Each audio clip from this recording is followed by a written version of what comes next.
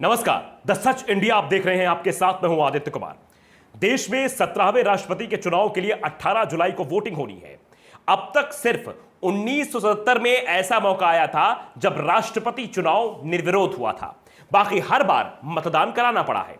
आमतौर पर जिस दल की केंद्र में सरकार होती है उसी दल के समर्थक उम्मीदवार को जीत मिलती है, लेकिन एक बार भी ऐसा हो चुका है जब निर्दलीय उम्मीदवार राष्ट्रपति चुनाव जीत गया था, और यह बात है 1969 की। और हम आज इसी चुनाव को लेकर करेंगे बात। 1969 का राष्ट्रपति चुनाव समय से पहले कराना पड़ा था क्योंकि देश के राष्ट्रपति जाकिर हुसैन का निधन हो गया था। उस समय देश में कांग्रेस का शासन था और प्रधानमंत्री थी इंदिरा गांधी, लेकिन पार्टी संगठन पर के कामराज का कब्जा था। उनके गुट को सिंडिकेट कहा जाता था। कामराज और इंदिरा गांधी के बीच मतभेद गहराते जा रहे थे। कामराज इंदिरा गांधी को हटाकर मोरारजी भाई देसाई को देश का प्रधानमंत्री बनाना चाहते थे। ऐसे में कामराज ने इंदिरा गांधी को कमजोर करने के लिए राष्ट्रपति चुनाव का मौका चुना।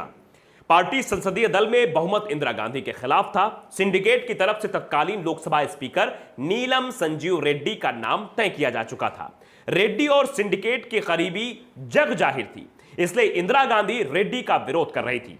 11 जुलाई 1969 को कांग्रेस के संसदीय बोर्ड की बैठक हुई।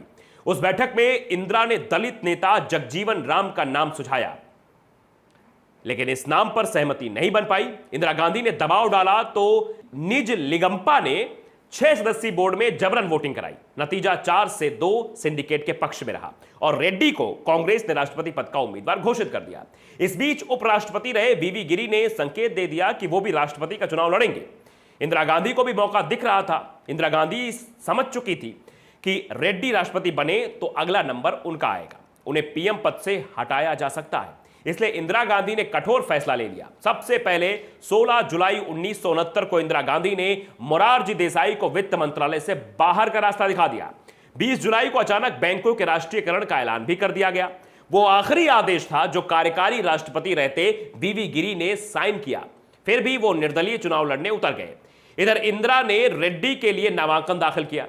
रेड्डी के नामांकन में इंदिरा गांधी ने साइन किए। प्रधानमंत्री की संसदीय दल की नेता होने के नाते सांसदों को व्हिप जारी करने का अधिकार इंदिरा गांधी के पास था। वो चाहती तो व्हिप जारी कर सकती थी, लेकिन इंदिरा गांधी के मन में तो कुछ और ही चल रहा था।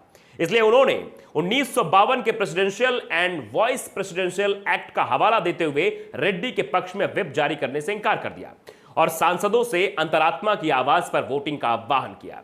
सिंडिकेट समझ चुका था कि इंदिरा गांधी क्या खेल कर रही हैं और यह जल्द ही सामने भी आ गया। इंदिरा गांधी ने वीवी गिरी के लिए समर्थन जुटाने की मुहिम भी तेज कर दी थी। इस चुनाव में कुल 8,36,337 वोट पड़े थे और जीत के लिए 4,18,169 वोट की जरूरत थी।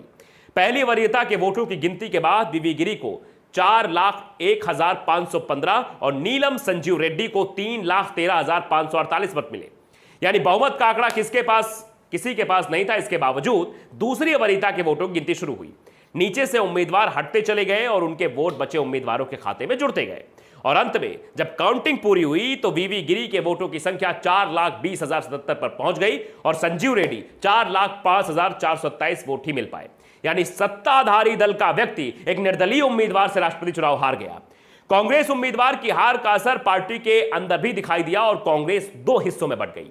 के कामराज के नेतृत्व वाली कांग्रेस को नाम मिला कांग्रेस ओ और इंदिरा गांधी के नेतृत्व वाली कांग्रेस बनी कांग्रेस आर, जो बाद में कांग्रेस आई हुई और फिर भारतीय राष्ट्रीय कांग्रेस बन गई, जो आज अभी चल रही है, जिसके अध्यक्ष को लेकर आज भी संशय बरकरार है। तो आप इस बात को बखूबी समझ सकते हैं।